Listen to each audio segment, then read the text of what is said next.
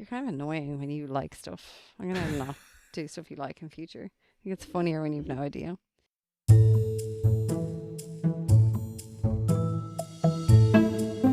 In 1 square mile of the West Virginia mountains, we're going to tackle a savage war between the indigenous community and settlers, multiple murder trials, the infamous Black Hand Mafia, and international cocaine smuggling.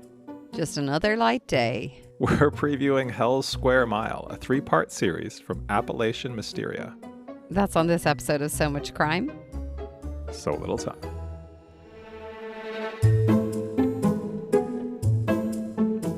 Welcome to So Much Crime, So Little Time. I'm Jeff. And I'm Dee, and in this episode we'll introduce you to Hell's Square Mile from Appalachian Mysteria. If you haven't listened to Hell's Square Mile, that is great. This is one of our preview episodes. Here we only discuss episode 1 and introduce the series. No spoilers for what's to come. And we'll put a link to Hell's Square Mile in our show notes. In our next episode, we'll discuss the whole series, but right now we just want to decide if this is a crime that's worth your time. Dee, before we do that, we have to do something very special. Get ourselves situated in West Virginia. Not that we really need to, because this podcast does that for us and does it more deeply than I think any podcast we've ever done. But before we talk about that, we go back to the inception of the entire country and go from there. We're going to talk about Pangea. We're going to hold that. Our time machine doesn't go back that far to when all the continents were one. We're going to hop in the time machine. We're going to go to November 8th, 1975, Reedsville, West Virginia.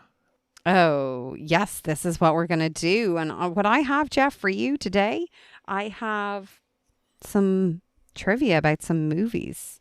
Great. I'm wondering, November 75. Was not born. You were not born. Okay, just to clarify. It's always good to clear that up.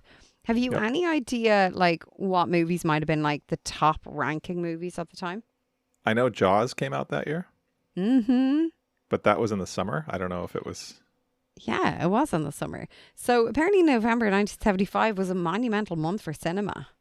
So Jaws continued to be number 1 on the top movies. It was still number 1 domestic grosser through November, even though it came out in June of 1975. Any other movies you know of that came out in and around that time? Let's see.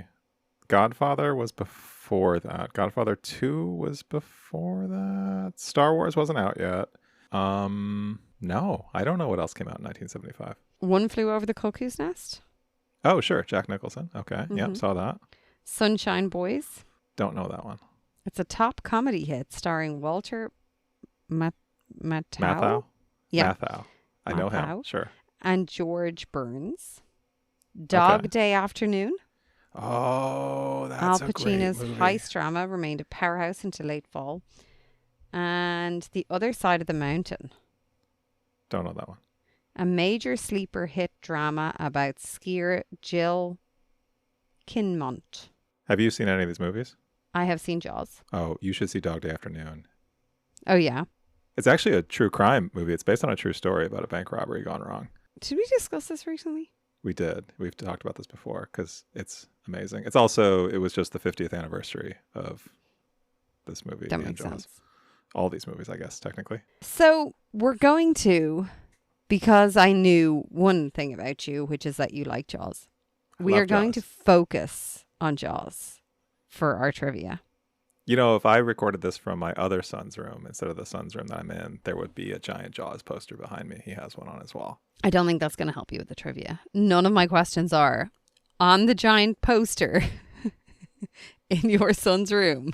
It is a good poster, though. Okay. Well, it might give you some clues. Let's see.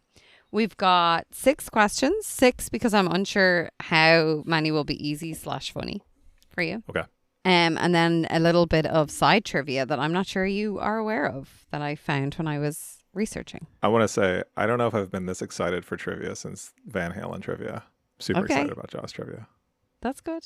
I don't really know like how hard they are. It's a shark. It's about a shark. Was that the first one? No, the trivia. Okay. That's what I'm saying. I think that's the answer to the first question. Oh, What is Jaws? Jaws is a shark. No, I knew the first question. Okay. But anyway, first question is a fill in the blank. It's very easy. You should get this. Okay. After seeing the shark for the first time, a stunned Chief Brody walks into the cabin and tells Quint, "You're gonna need..." A bigger boat. You are gonna need a bigger boat. Did you know, fun fact, did you know this fun fact? That was actually an ad-libbed line by Roy Schneider. Scheider. No, Yeah, I did Scheider. not know that. Seemingly it was. Okay, now we're going to go a little bit behind the scenes. The mechanical shark, I'm sorry to break it to you if you were unaware that the shark was not in fact real. It was a mechanical shark. It wasn't a trained shark that they were using. It was an actual mechanical shark. Used during the film, was notorious for constantly breaking down, especially in salt water. Mm-hmm. What was the nickname the crew gave the mechanical shark? Bruce. Bruce is correct. Do you know why? I don't actually know why. No. It was named after Spielberg's lawyer, seemingly, Bruce Raymer, which Okay, that's fine. is kind of I funny. like that. I like that you got that right. I did have options. I just didn't need to even provide them because you knew the answer already. Should have made these harder. Okay. When composer John Williams first played the famous two-note shark theme on a piano for director Steven Spielberg, Spielberg initially laughed and thought it was a joke. True or false? That is 100% true. 100% true? Yes. Why do you think so? Because I've heard this story told multiple times. Okay. Are my questions too easy? I am like a Jaws super fan.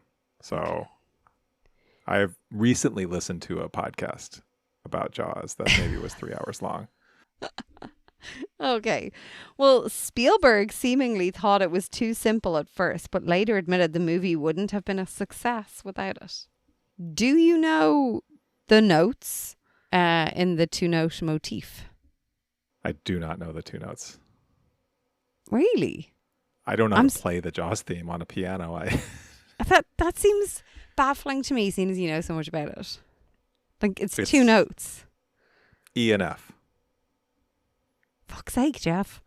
Is that right? Yeah. Seriously? No, that's not right. No, it is. I mean, there's only so many notes. So the basic pattern is two notes alternating, increasing in speed and volume, often followed by a short melodic phrase. I definitely tried to play this on the piano in my house as a kid. Or F and F sharp. They're the two notes. I wouldn't have gotten that. I mean, you got E and F. That's pretty close. That's just buried somewhere in my brain, apparently. Yeah. You're kind of annoying when you like stuff. I'm going to not do stuff you like in future. I think it's funnier when you've no idea. Okay. I'm hoping that I get some. I think the trivia at the end is like going to get you. But anyway. Is your goal for me to not to get these right? My goal is for, yeah, I enjoy when you struggle. Great. Okay. Casting trivia. Match the character to the actor who played them. Do you know who played all the main characters? Mm-hmm. Okay. Can you name 3 people who played some main characters? I'm not going to give you some options. Roy Scheider played Chief Brody. No. Oh, yeah. Sorry. Yeah. Yes, he did. Robert Shaw played Quint. Yeah. And Richard Dreyfuss played Hooper. Okay. That was pretty easy. Okay. During the filming of the final scene on the boat, do you remember the boat's name? The Orca. Oh my God. The vessel began to sink for real with the actors and a very expensive camera on board. What was the name of the boat that famously began to sink during production? It told me in the question. Okay. You warned me that these weren't checked. Okay, last one. Pop culture legacy. Jaws is credited with being the first summer blockbuster, but it was also the first film to reach which major financial milestone at the North American box office? 10 million, 50 million, 100 million, 500 million. 100 million. Damn it, Jeff. 6 for 6. There are few movies I know as well as this movie. Okay, couple of extra bits. Trying to trip you up here. How long did Jaws remain in the weekly top 5? Like, for how many weeks? This I don't know. I can take a guess. I'm going to say this is back when movies stayed in theaters forever. In the top what? Top 5? Let's start with the number of weeks it was at number 1? Let's start there. I'm gonna say 12. Close. 14. And what's the total time it stayed in the top 5? 6 months. Close, yeah. 25 weeks. That's about 6 months. Yeah. Very fun fact. In its original run, Jaws was so successful that it actually stayed in some theaters for over a year. Whoa. Yeah. Movies used to do that before streaming. That's wild. The last thing I wanted to check if you knew about Amity Poodle. Do you know about that incident? Amity Poodle? No. Yeah.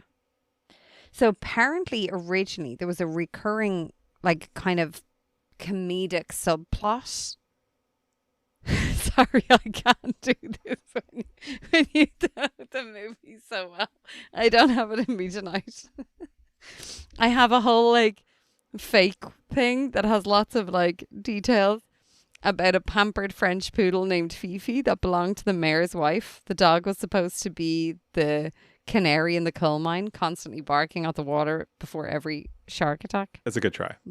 But apparently it was cut because, you know, where the shark attacks the July 4th crowd, the mechanical shark, Bruce, accidentally swallowed the expensive camera rig because the dog jumped onto the shark's head, unbalancing the pneumatic lift. That's a weird story. Yeah. I don't know if I would have ever convinced you of that. I don't think so. No. That's all I have for Jaws. That was great. Now I don't want to keep recording. I want to go watch Jaws, but I guess I'll do my bits. All right. Do you know what music was at the top of the charts in November of 1975? Any guesses? Take Me Home. Country Roads. John Denver? No. Na, na, na. Na, na, na. There was a song that was number 1 in the U.S. for most of November by Nope. a British singer. Plays the piano. Liked pretty wild costumes back in the 70s. Elton John? Elton John had the number 1 song. Yeah. It's a song I'm guessing you don't know. It's called Island Girl. Have you ever heard of this? No. Okay. He has not performed this song since 1990 for reasons. It's gross. It's a song about a Jamaican prostitute in a, quote, white man's world. It's pretty racist. And so that sent me down a little bit of a rabbit hole because there's a lot of songs that if you listen to them today, you're like, oh, I can't believe that was a hit song. So my trivia for you. 5 Is this questions. getting me back for the Straight Outta Compton thing? Oh, no, maybe subconsciously. But no, I'm not going to ask you. I frame the questions in a way that is safe for you to answer without us getting any complaints. Okay. I think. We'll see. We'll see how this goes. I have to say some things that I'm not really comfortable with, but we're going to see how you do. So I have 5 questions. These are songs from throughout the 60s, 70s. I think the newest one is from the 90s. Will I know them? Yes. The goal here is that these are hit songs by very famous artists with some very questionable lyrics that have not aged well.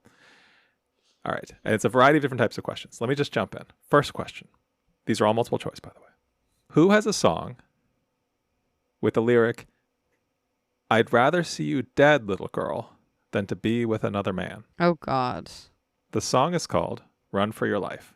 Your choices: James Taylor, The Beatles, Elvis Presley, Taylor Swift. Elvis Presley. Mm-mm. James Taylor? No, it's not Taylor Swift. The Beatles? It's The Beatles. Run for Your Life. Yeah. Oh, God. It's one of their early songs, too. Yep. One of the darkest moments in the Beatles catalog. Okay, next up. We're going to talk about the Rolling Stones. Did not make it onto the number 1. Go on. No, but it is a very famous song. What Rolling Stones song, so we talked about the Beatles, now let's talk about the Rolling Stones.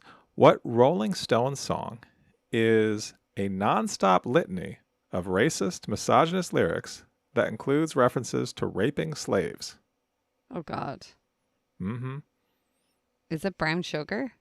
It is Brown Sugar. Yeah. It's uncomfortable. Yeah, it is, because it's like, it's a song I like often. I'm like, it goes into my head. But I didn't know that about it. But as soon It's as a you catchy said that, I song. was like, oh shit, I've heard this and I've bopped Yeah. to this. Read the lyrics just on paper, and it's real gross. Okay. Did you say rape? Raping slaves. That's part of what that Jesus song is about. Christ. I could have just done this on the Rolling Stones, by the way. I chose not to. That's the only Rolling Stones question. All right, those are from the 60s. Let's jump to the 80s. All right, this one, I know we're way past the holidays, but in a song that has been described as, quote, possibly the most culturally insensitive Christmas song of all time. Baby, it's cold outside? No, that's a good guess. Do they know it's Christmas? Oh, Who sang the line? So this was by Bob a supergroup. Geldof and the Band-Aid. Yeah. Yeah. Band-Aid. Who sang the line, tonight, thank God it's them instead of you? Ooh. Was it Bono? It is Bono. You know, I did like a whole like assignment thing on this, like research On project. this song? it. On the whole Band-Aid Bob No. Geldof thing. Oh, yeah.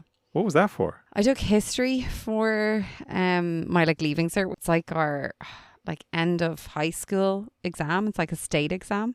But it's like a research project? So we have to do like state exams when we leave school, and we get points for those exams. And those points, the higher your points, the more likely you are to get into the college course of your choice. Okay.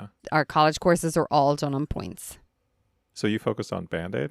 Well, sorry. So we cover 7 subjects. One of them I did was history. And for like, I don't know, was it 20 or 30% of our grade, we did a research project. And so we had to come up with like what your focus was. And mine was on, I can't remember what it was, like the impact or Bob Geldof and Band-Aid and the impact on blah, blah, blah. I can't remember. What's your I had what's to your fun fact that you learned about this? What stuck with you from this? What has stuck with me from this? Well, like a lot Bob about the Geldof Boomtown. stuck with you. Yeah, well, Bob Geldof, he's still with us. Although he did like get knighted, so he's kind of not with us anymore. What's he from? He's from a band? Boomtown Rats. But he by all accounts, he was a cantankerous arsehole as well. Yeah, well, sure. So was Bono. Yeah. Okay, I have 2 more. Okay. We're going to go to the 90s. Mm-hmm. In 1994, Aaliyah sang a song called Age Ain't Nothing But a Number. Oh, Shortly God. before, she married R. Kelly. Mm. In 1994, when Aaliyah sang Age Ain't Nothing But a Number, how old was she? 14? Yeah, 14. Yeah. Second question, follow-up question related to the first. How gross is that? On a scale of 1 to piece of shit, like that's a full-blown stinky turd. At least nothing else bad has come out about R. Kelly in the time since Yeah, then. He was this is true. 27, by the way. It was the only thing that he did wrong, wasn't it? Do you know what is so annoying about R. Kelly? The Ignition song is such a bop. I mean, Age Ain't Nothing But a Number is a great song. It's so annoying. She passed away though, didn't she? She died in Yeah, plane crash. Super plane young. crash. Mm. Yeah. Okay, last question. We're going back to the 60s.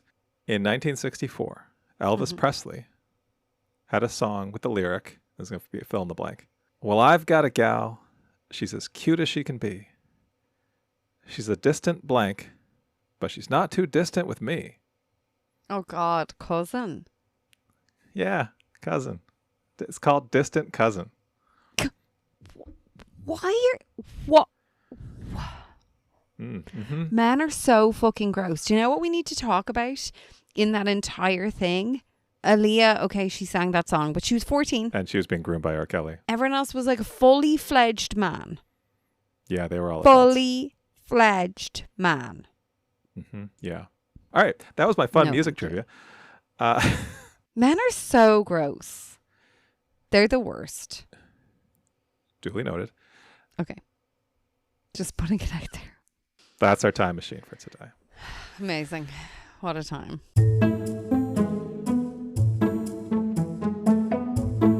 Jeff, as you're trying to think of a 1-star review to leave a small town pizzeria, I was wondering whether I might just go on to patreon.com/so-much-crime, so little time to get some bonus episodes, some early releases, some extended time machine, and just get that warm and fuzzy feeling for supporting a podcast as opposed to pushing down a small town family run establishment.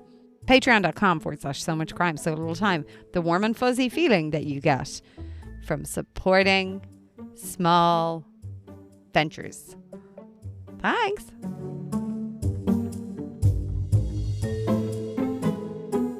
All right, Dee, let's talk about Hell's Square Mile. So this came out in 2024. We have two hosts. There's Kendall Perkinson and Sarah James McLaughlin. There's just 3 episodes of this short series. They're each about 45-ish minutes. And I wanted to note, so this show that this is a part of, which is Appalachian Mysteria, does short seasons on true crime topics. The first season was about the story from 1970 about these 2 West Virginia University co-eds who were beheaded. Yeah, so that was the first season. This is, I think they have 3 or 4 seasons out, as well as a bunch of like little mini bits like this one, which is not a full-length season. So maybe that's something if we like this. What's a co-ed? It's a woman who goes to college. It's an old-fashioned term for women who go to college. I guess it's an American thing. Is that an American thing?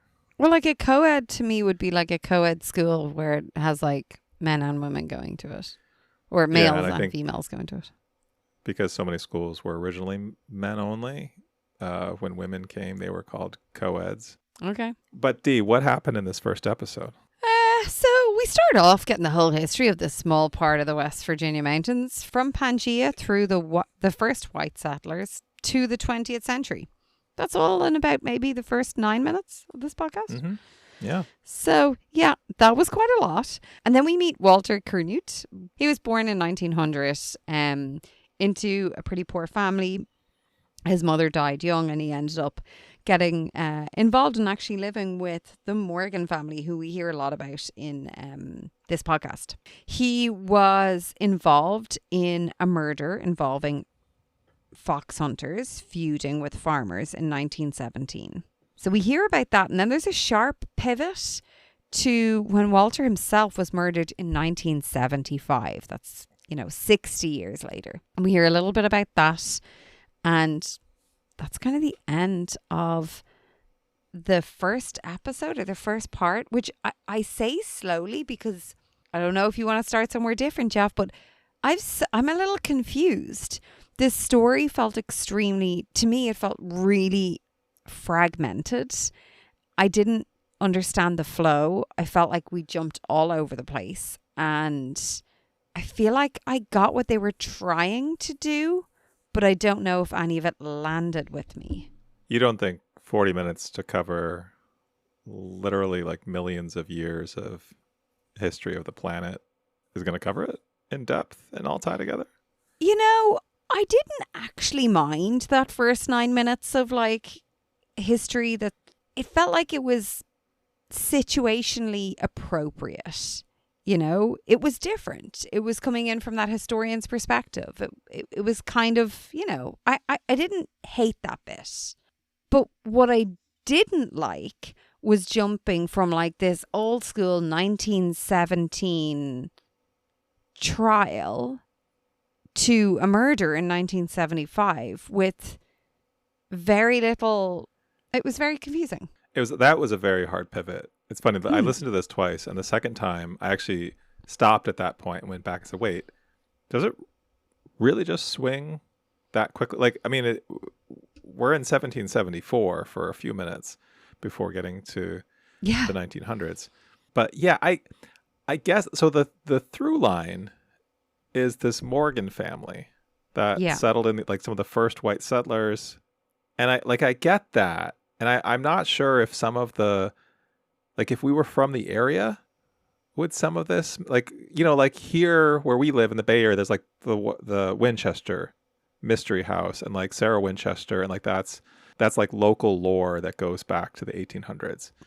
There's things like that. And I'm curious if this Morgan family is like that in this part of West Virginia.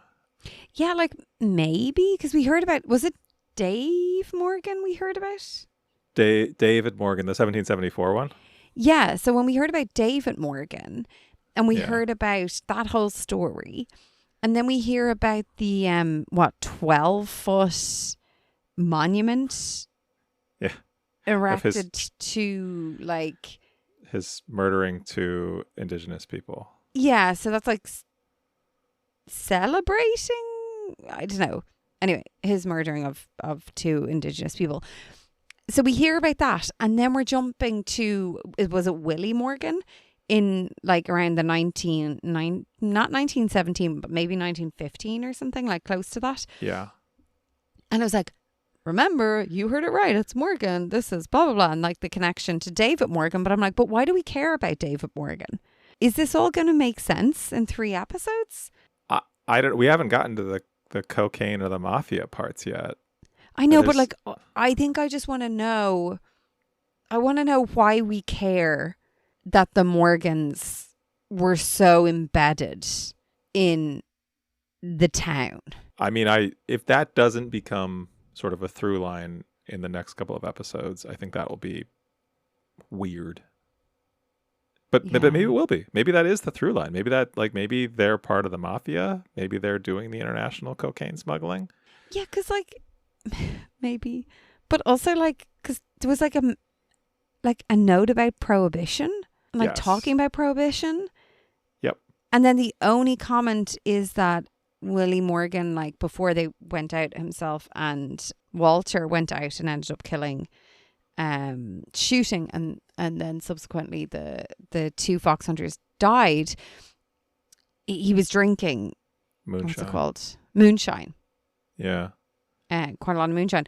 That was the only connection from prohibition. Even is this all just for history? Like, am I missing the point of this podcast? Like, is the point of this podcast to give a lot of random historical facts while telling a story? Which is fine if that's what it is, but maybe I'm just not understanding that. I think, yes, maybe. I think because some of it seemed to be more explicitly like, here's just a fun, interesting fact about the time, about the area. I mean, none of it was like, sometimes I think we listen to podcasts and there's this sort of like, now we're going to tell you something very important that you have to remember for later. And there was none of that here. This struck me more as here's an interesting thing we discovered in researching. And now here's another interesting thing. And now here's another interesting thing. That's what it felt like to me. A collection of interesting things. But I think where I'm confused, though, is when you're telling a story, it's important to show relevance for Connect interesting, the dots. Random facts. And yeah, that's missing here so far. I just don't think it's there. No, because I think you said the first part, which is the pre-Walter part, is like 7 to 10 minutes, something like that. It's something like that, yeah. But then 3/4 of this first episode is about Walter. And yeah, it's about 2 different moments in his life. The 1917 murder part, which seems like an interesting story on its own because there was this whole like maybe pressured into a confession that wasn't really true. Like he has 2 stories and there's this trial. But then this 1975 murder, which I think is really the main focus of this whole story. How does that connect? What does that have to do with the 1917 story? And maybe it'll come back around. I'm confused.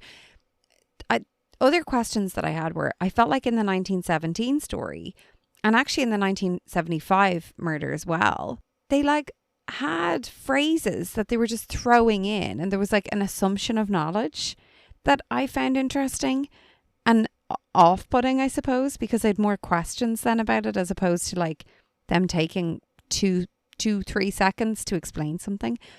And maybe you knew them, but there was in the 1917 trial there was a comment about how Willie Morgan's wife was questioned under the 3rd degree. And I was like, is that like you're giving me the 3rd degree, which means like you're giving out to me a lot, like why are you interrogating me? So like, I don't know what that meant. I missed that. Was there one from the 1975 story too? The one from the 1975 story, and again, maybe you'll know this, but so seemingly Walter at this point was a surveyor. Yes. And he was going out surveying properties, so he was using stakes. Yes. Okay. What? Okay. Yeah, I do know a little bit about that.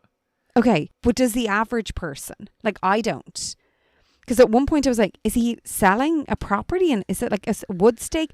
Like, what's the stake? How are we getting to the stake? I don't understand the purpose of the stake. What is happening? No, and I feel like that was potentially relevant to his murder because they alluded to how there was maybe someone who was moving the stakes, right? So he's out there basically assessing where property lines are and putting these stakes in to mark the property lines. And there's someone out there who's moving the stakes to adjust the property lines to what they want them to be. And then he gets beaten with one of these stakes or rods. And so there's potentially motive there of someone was unhappy with how he was surveying. So that's what I took away from that. And so, like, when he's surveying, is he like drawing lines for land? Well, sort of. Like, I think he's working off of like maps and property boundaries on paper and like marking where they are in the real world with the stakes. Like, it's almost like building a fence along a property line. So, like, is the like monument to David Morgan going to connect to the 1917 murder that is going to connect to the 1975 murder? It would be super cool if it did. Because there was like a tomahawk used in the 1774. Yeah. Which I just thought a tomahawk was a steak. So, like, what? Did read up, realize it's not. It's like an axe. Yeah, but there is a tomahawk steak, isn't there? I think because I was having steak for dinner. Maybe steak was just top of mind. Do you know why it's called a tomahawk steak? No. Because it looks like a tomahawk, the weapon. I made that up, but I'm pretty sure from context clues that is true. So, yeah, I don't know. Like, is this all going to connect? But, like, I just felt like they spent a lot of time on stuff and then didn't spend, like, seconds explaining some things that they mentioned. And that was kind of not balanced to me. Sure. I think that's fair. I am optimistic about the mom and son amateur investigator team, Tim and Becky. I did enjoy them. Yeah. I thought that was great. And I mean, it seems like they just do this because they're curious. And although it said that he was in law enforcement, they used the phrase law enforcement. He's currently employed. Yeah. Like, what does that mean? Yeah, I don't know. Maybe a cop. And Becky was great.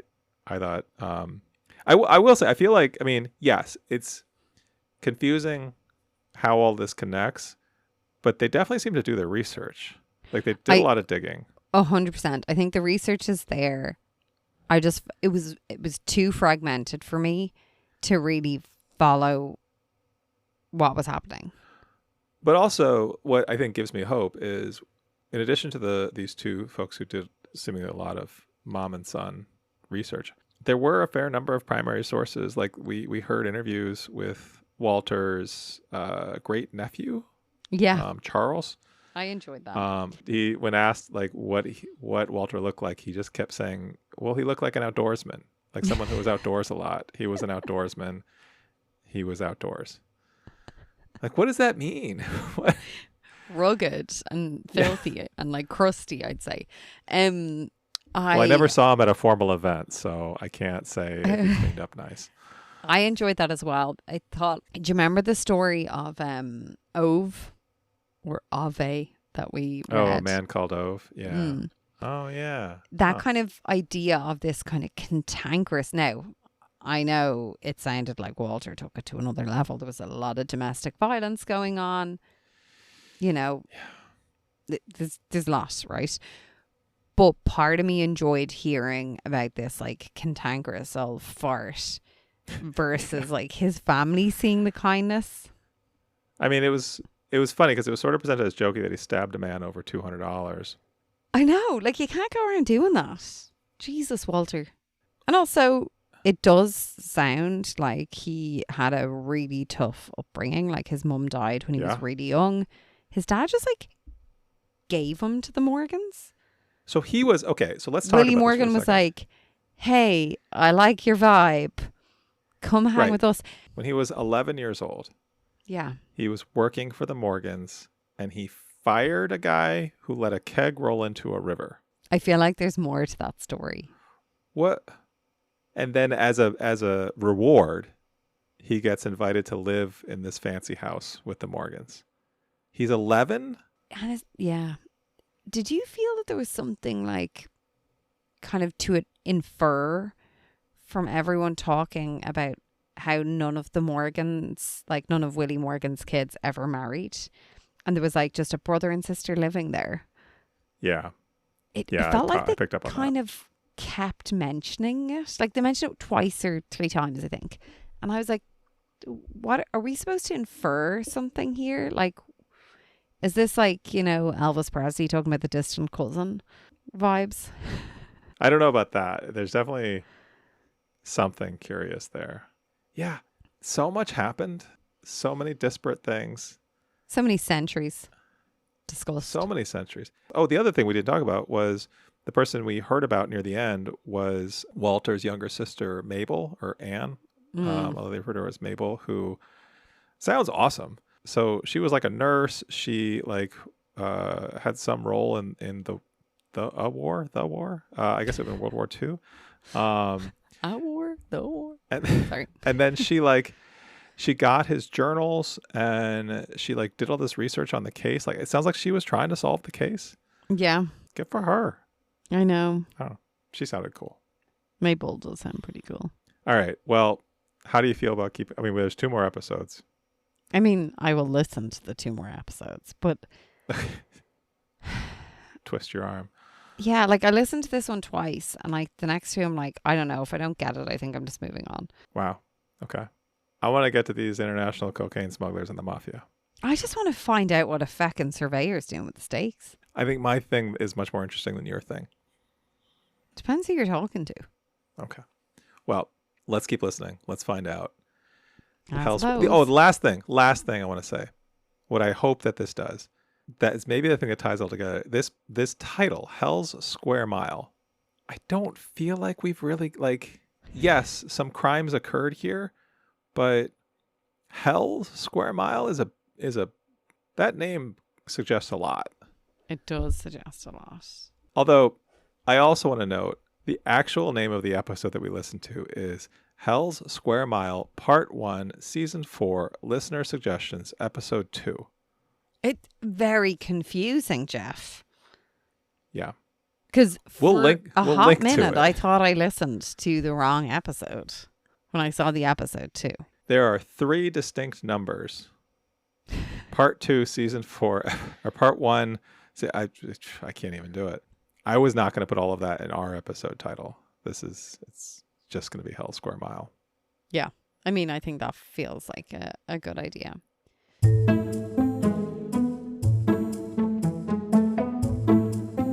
Okay, listeners, your turn now. Please leave us a comment. Tell us if you're excited to keep listening to Hell Square Mile. Are you listening along with us? What do you think is going to happen? Are we going to hear about the tomahawk and the surveyor's stakes?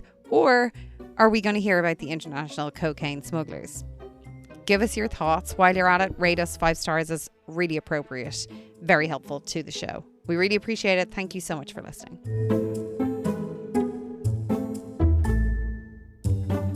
Next time, what happened to Walter Curnutte? And when do we get to the cocaine part? That sounds like, when's the cocaine coming? We'll be discussing all of Hell's Square Mile. That's on the next So Much Crime. So Little Time. So Much Crime, So Little Time is a production of MimeGov Media.